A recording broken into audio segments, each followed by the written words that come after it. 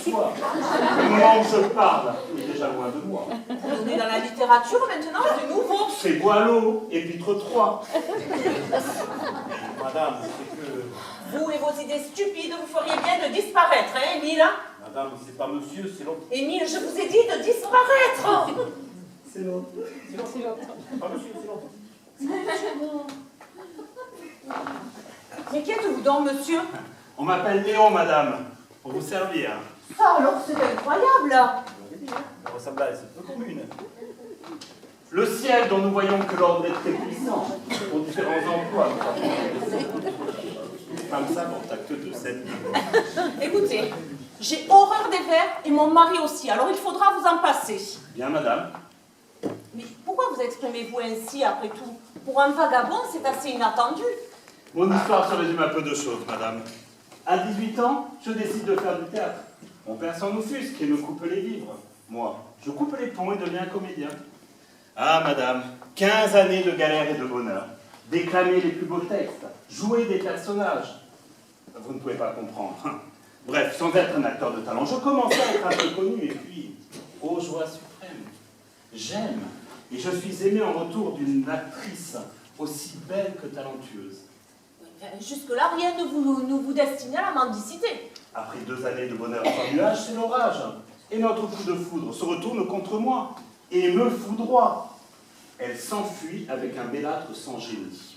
Nous y voilà. Je décide donc de quitter la Seine pour une autre Seine, celle qui coule sous les ponts de Paris depuis bien des siècles. Fatale décision.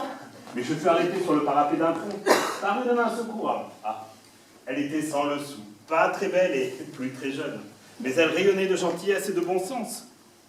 Depuis ce temps-là, nous partageons nos misères, sous le pont de l'Alma, en compagnie du Zouave, et aussi sous le porche de Notre-Dame de la Consolation.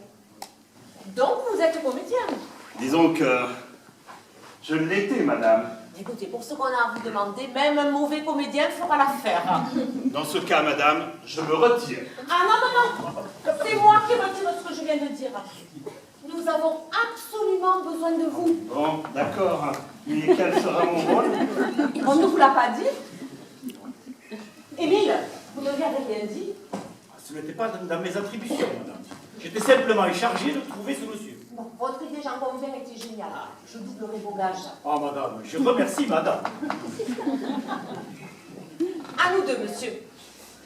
Vous devenez pour quelques heures mon mari. Diable! Quand sur une personne on prétend se régler, c'est par ses bons côtés qu'il faut lui ressembler. Toujours les femmes savantes et toujours dans l'acte 1. Ah non, vous n'allez pas me réciter l'acte en entier. Il y a tout à côté les parents de mon futur gendre et leur fils pour un contrat de signature et autres formalités dès que le notaire sera arrivé. Je deviens donc, pour quelques instants, le père de votre fille. Ben oui, il le faut bien.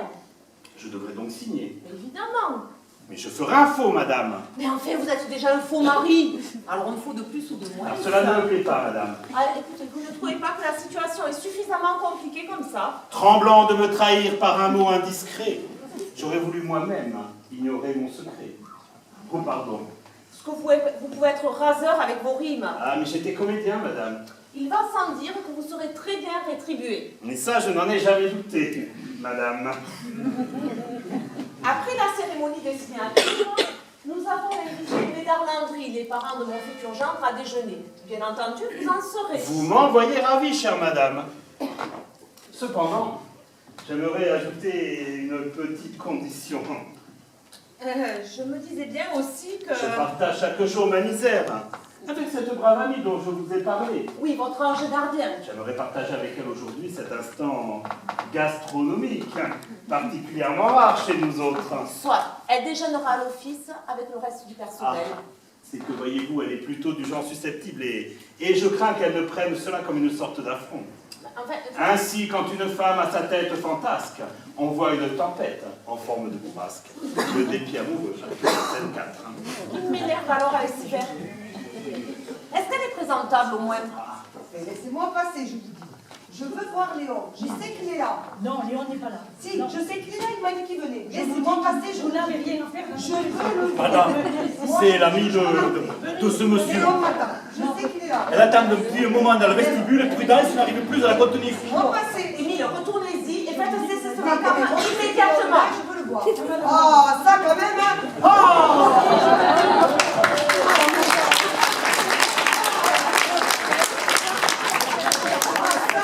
La mentalité du grume, hein. Ils sont bien pressés dans la cuisine, hein.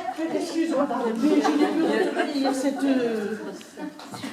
personne est bien guitare cuisinière. Je tiens encore à dire à madame qu'ici, il y a un maître d'hôtel. Ça suffit. Allez-vous-en. Allez-vous-en. Enfin, madame, qui êtes-vous? Permettez-moi de vous présenter Agathe, ma bonne amie, mon ange gardien. Ah, donc c'est vous qui avez empêché le suicide de monsieur? Et oui, je suis comme qui dirait sa sauveteuse. J'ai essayé de persuader madame de te garder pour le déjeuner. C'est que... C'est-tu que vous avez peur que je vous fasse honte? C'est-à-dire que dans cette tenue... Eh bien, prêtez-moi donc une de vos vieilles robes, là. Et vous verrez comment que je vais vous donner une leçon de bonne manière. Écoutez, je veux bien croire que vous ayez certaines qualités, mais en fait, c'est vraiment le seul jour où je ne puisse me permettre de prendre de tels risques. C'est pourtant la condition que je vous impose pour assumer mon rôle, madame. Mais en fait, c'est affreux, c'est du chantage. Mais non, chère madame, c'est juste un peu de générosité. Le temps nous presse, venez avec nous. Je vais vous donner de quoi vous changer. Mon Dieu, je crois que nous allons passer une affreuse journée. Agathe est dans une forme éblouissante. Cette bourgeoise ne sait pas ce qui l'attend. Ça leur fait du bien un peu à ces nantis d'avoir besoin des petites gens comme nous.